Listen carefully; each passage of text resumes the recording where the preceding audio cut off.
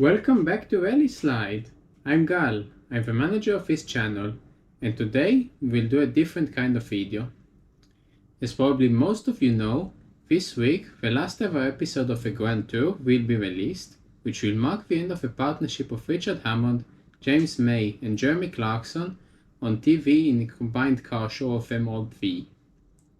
As a result, I thought it would be a good idea to look at their moments with the rallying world and what they did with rally cars and rallying in general. Although most of the time, as a result of rallying being a small sport with smaller audience in general, we spoke about F1 or other types of motorsport, they also did some stuff with rallying. And today we will look at the best of they did with rally cars. So, let's start. The first thing they did, which had something to do with rallying, was their tribute to Richard Burns before they did their news program, showing a video of Richard and some of his moments in rallying, and with Clarkson also showing some personal experiences of England's only World Rally champion.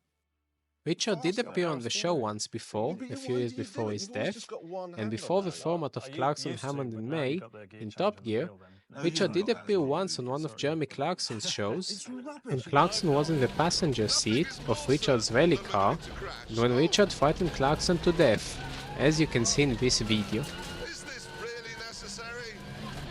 We're going straight on. Oh, no, my God almighty. I hate you. I hate this car. Oh. The second thing they did, which was related to rallying, was when they raced a rally car against the bobsleigh in Norway as a part of their Winter Olympic Games episode. One of the challenges was racing a rally car, more specifically a Mitsubishi Evo rally car from the Group A era, against a team of bobsleigh in Lillehammer. The competition took part on the Lillehammer track of a bobsleigh and the same 2-kilometer track where the rally car drove. The rally car, which was specifically adapted to drive in the snow with snow tires, was driven by none other than Henning Solberg, the older brother of Peter Solberg, the 2003 World Rally champion. The fight between the bobsleigh and the rally car was close, but at the end, the bobsleigh won by slightly more than 2 seconds.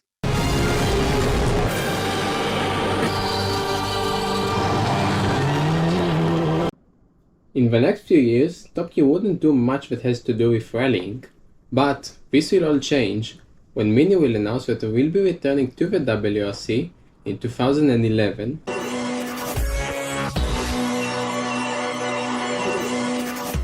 This is the brand new World Rally Championship Mini.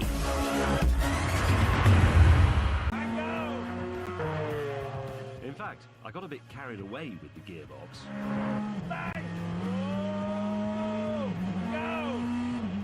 As both Mini and Top Gear are British, they decide to work together and show their new rally car to the world during their show.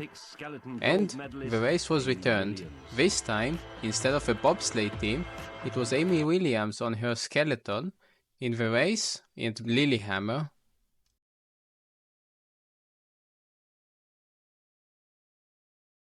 The race happened at the exact same place it did a few years earlier, with Chris Meek this time driving the Mini, as he was at the time also their official driver, and Amy will be riding down in her Skeleton on the bobsleigh track, instead of a bobsleigh team that did it the last time. The race happened in the exact same way it did the last time, however there was one change. This time it was the car who won, also by a very slim margin, and gave the reputation of the car back. This was the second time that Top Gear did something with rallying, and this time it was again the same format, which will also be repeated one more time.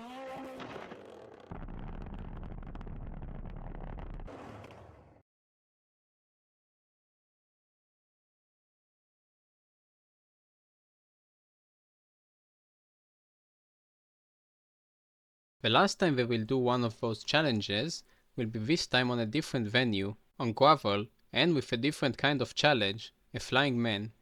Yves Rossi, who is considered the first ever person to fly all by himself, will compete against the Skoda Fabia Super 2000, at the time the winning car in the Intercontinental Rally Championship, and this time it will be Tony Gardemeister who will rise to the challenge and will drive the car.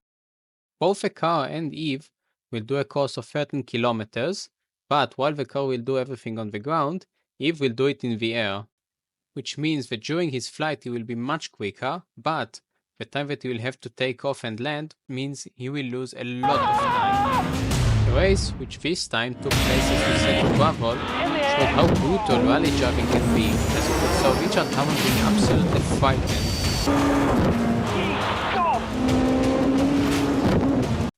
At the end, the car lost by a bit, but it was still impressive when you think that it was against a flying person.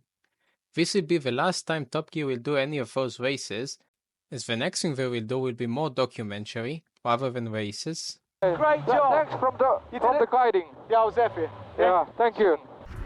The next thing they did with rallying, which is also one of their most memorable moments, was when they took a 2.3-ton Bentley Continental to a rally stage and raced it with Chris Meek behind the wheel, and James May as the co-driver, this time actually having to do some real co-driving work. 5, 4, 3, 2, 1.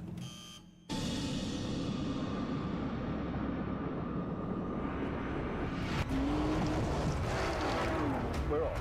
Meek and May drove the car in half-run as a part of a 2012 Wales Rally GB in the WRC. It was amazing to watch them, and seeing Chris Meek driving a car that other than its seats had no modifications to do rallying whatsoever, still being somewhat drivable on these conditions, and also seeing how much James May struggles with the pace notes. We sometimes forget how the co-driver is needed in rallying and how difficult his job is, and seeing James May struggling with the pace notes so much showed exactly that. Right, square right. Sorry, square left. Whoa! James, either get it right or shut up. The next thing they did, which is one of their most memorable documentaries, by now will be on the Grand Tour.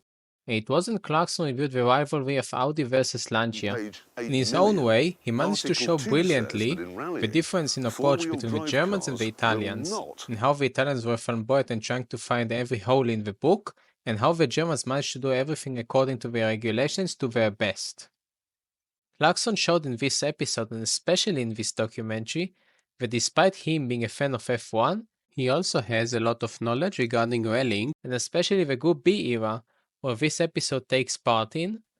On a personal note, this was the best ever thing they did with rallying, as this documentary showed everything you can know from the sport in its fullest. We came to the start line. It's my bad, really. Oh, no, they've all come undone. I feel like such an idiot. I just need to...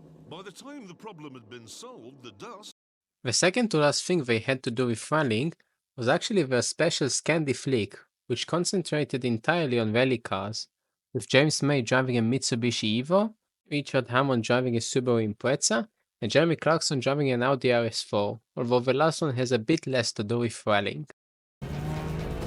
Although the cars they drove weren't the proper rally cars, but the road-going versions of them, apart from the RS4 obviously, they still managed to talk about a lot of things that these cars had to do with the rallying world and a lot of data regarding the rallying, and they showed what the rallying world has brought to everyday cars with the all-wheel drive system when they drove in the snow, and many other things. Some of the things they did were absolutely the same as what the rally drivers or mechanics would do, such as Hammond tuning his Subaru to have an anti-lag system and Clarkson changing the exhaust.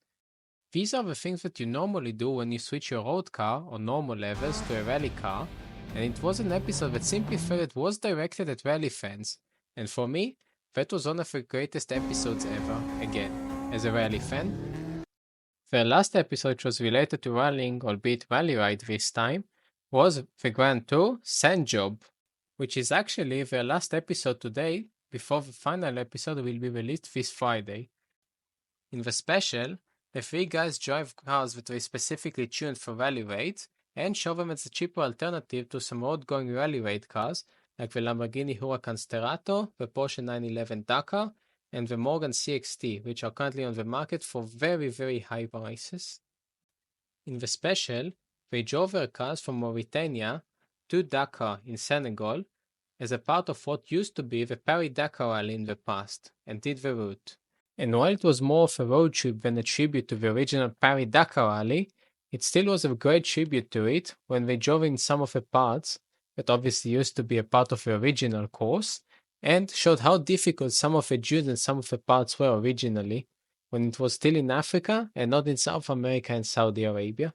Over the years, they might have done some small stunts or races with rally cars, but in general did prefer to focus on the main things they did over the years. And that concludes all of their 22 years of television together that will come down on the 13th of September of this week. Thank you very much for watching, and goodbye.